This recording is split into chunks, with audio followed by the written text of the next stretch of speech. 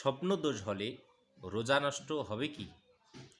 আমাদের সমাজের অনেক যুবক যুবতীর দেখা যায় যে পবিত্র মাহে রমজানে চেহরি খাওয়ার পর তারা ফজরের নামাজ আদায় করার পর তারা শুইছে, ঘুম গেছে।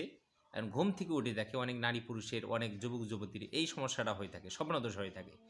তো এই রোজা রাখা অবস্থায় যদি দিনের বেলায় স্বপ্নদোষ যদি হয়, তাহলে আমি কি রোজা ভেঙে ফেলবো? স্বপ্নদোষ হলে কি আমার রোজাটা হবে কি হবে না? এই বিষয়টা সম্পর্কে অনেক যুবক যুবতী প্রশ্ন করে, অনেকেই কিন্তু জানে না। এই কারণে ভিডিওটা খুবই গুরুত্বপূর্ণ। দেখে উপকৃত হয়ে থাকলে অবশ্যই একটা লাইক দিবেন এবং ভিডিওটি শেয়ার করবেন, যেন সকল যুবক যুবতী এই বিষয়টা যেন কি জানতে পারে। তো মনে রাখতে হবে, স্বপ্নদোষ হলে কখনো মানুষের রোজা নষ্ট হয় না। মনে রাখতে হবে, স্বপ্নদোষ হলে কোনো যুবক যুবতীর, কোনো নারী পুরুষের কখনো কি হয় না, রোজা নষ্ট হয় না। এর কারণ হলো, কারণ এই স্বপ্নদোষ তার ইচ্ছায় হয় নাই, তার অনিচ্ছায় হয়েছে। কারণ স্বপ্নদোষ কখনো ইচ্ছায় হয় না, কি হয়, সবসময় অনিচ্ছায় হয়। এটি তার ইচ্ছায় হয় না, অনিচ্ছায় হয়। তো এই স্বপ্নদোষ হলে কখনো রোজা নষ্ট হয় না। স্বপ্নদোষ হলে মনে রাখতে হবে, কখনো রোজা নষ্ট হয় না। তবে আমাদেরকে মনে রাখতে হবে, আমাদের সমাজের অনেক যুবক যুবতী, অনেক নারী পুরুষের একটা অভ্যাস, খারাপ অভ্যাস, বদ অভ্যাস যেটাকে বলতে হয়, চিদ হয়ে শোয়, চিদ হয়ে ঘুমায়। তো এই চিদ হয়ে কখনো ঘুমানো যাবে না। অর্থাৎ পিঠটা করে উপরে আর পেটটা করে নিচে, এইরকম করে ঘুমালে এটা শয়তান সবসময় অস্বসা দেয়। রাসূল সাল্লাল্লাহু আলাইহি ওয়াসাল্লাম বলেছেন, এভাবে তো ঘুমাবে, এভাবে শুয়ে থাকবে জাহান্নামীরা, দোজখীরা। তা আমাদের কখনো চিদ হয়ে কখনো এরকম করে শোয়া যাবে না। এরকম করে শুইলেই শয়তান আপনার মনে একটা ওয়াসওয়াসা দিবে, আপনার মনে খারাপ ওয়াসওয়াসা দিবে, আপনাকে সে কি করবে, আপনার সেই বিপদ ঘটাবে। এই কারণে কখনো চিদ হয়ে কখনো কাঁধ হয়ে আমাদের কি কখনো শোয়া যাবে না।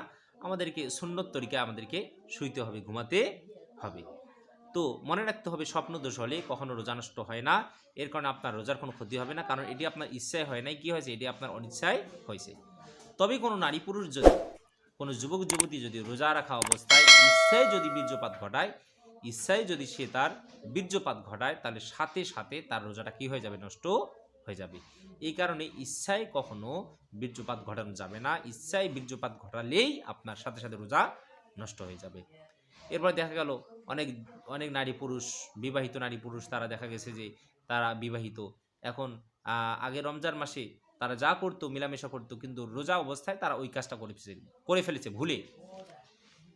এই ভুলে করেছে, কিন্তু তারা ইচ্ছায় করে নাই। এই যে ভুলে সে যে তারা করেছে, এই কাজটা মিলন করেছে বা মেলামেশা করেছে, এর কারণে তাদের কি হবে না, রোজা নষ্ট হবে না। কিন্তু যদি মনে আসে ওই কাজ করা অবস্থায় যে আমরা তো রোজা আছি, আমরা তো এই কাজ করে ফেলতেছি, তাহলে এটা মনে আসার সাথে সাথে তাদেরকে ওটা বাদ দিতে হবে।